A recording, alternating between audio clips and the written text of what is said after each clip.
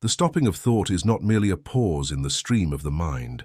It may be one of the most mysterious events within a human being, because an ordinary person almost never lives outside the movement of thought. Thought constantly comments on the world, compares, judges, fears, hopes, remembers, projects the future. It is as if it endlessly weaves an inner text, and from that text a person begins to mistake themselves for that very noise. But when the stopping of thought happens, something very strange occurs.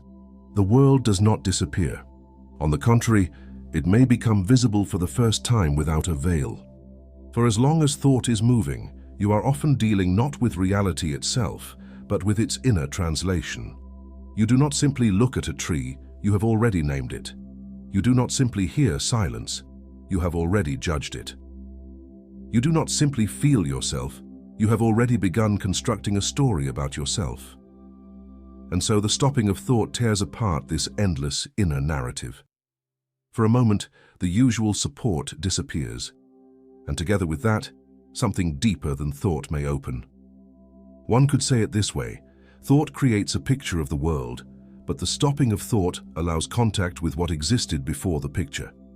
This is not necessarily comfortable. Sometimes the stopping of thought is frightening, because a person becomes accustomed to leaning on inner dialogue as proof of their own existence. As long as I think, I seem to exist. As long as there is text within me, I have not vanished.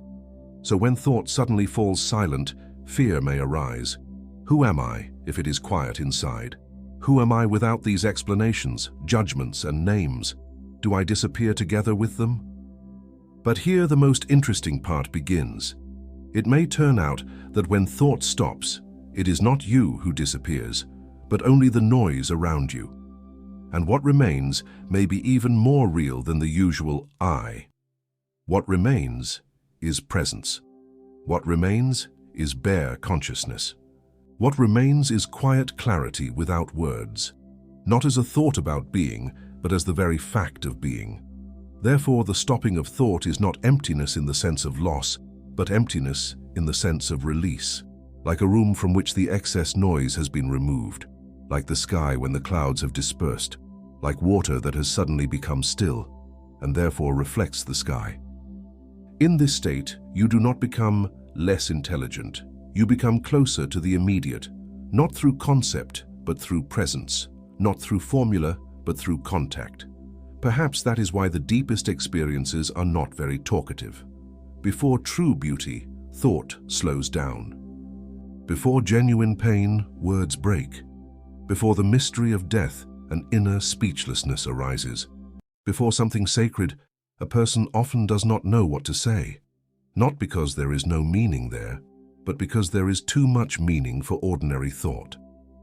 Then the stopping of thought becomes not a deficiency, but a form of almost religious reverence toward reality. When thought is always moving, it is as if it wants power over the world. It wants to name it, divide it, explain it, possess it. But the stopping of thought is, for a moment, a refusal of power. For a moment, you do not seize anything. You simply look, you simply are, you simply remain present. And then one may feel another paradox. While thought was endlessly constructing me, it was precisely thought that was hiding from me what I most deeply am. For the image of the self is also made of thoughts. I am this kind of person. I must be this way. This is my story. This is my role.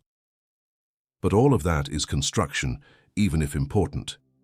And when, for a moment, all constructions fall silent, perhaps for the first time there appears not an image of the self, but the simplest and purest I am without descriptions.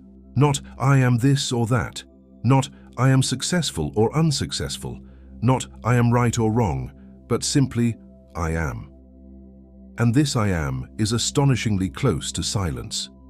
Therefore, the stopping of thought is not merely a technique. Philosophically, it may be the restoration of the primacy of being over words, as if being came first and thought was only a later commentary upon it. First there is life, then thought about life appears. First there is presence, then its description. First there is silence, then from it the word emerges. And thus the stopping of thought is not destruction, but a return to the source from which thoughts themselves were born. But perhaps the most subtle thing is this. The stopping of thought is not needed in order to escape the world. It is needed in order to meet the world for the first time without distortion. When thought is noisy, you often see not a person, but your opinion of them. Not an event, but your fears about it. Not the present moment, but the past and future laid over it. But when thought stops, there appears a chance for a pure encounter. With the world, with others, with yourself, perhaps even with God, if one speaks in spiritual language, because God, truth, or the depth of being, if they reveal themselves at all, do not necessarily reveal themselves in the noise of proofs, but often in enlightened silence. Therefore, the stopping of thought is not simply not thinking.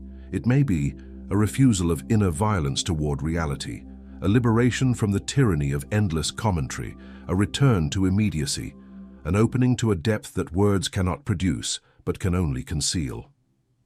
And then one may say this: thought is necessary in order to navigate the world. But the stopping of thought is necessary so as not to lose being itself.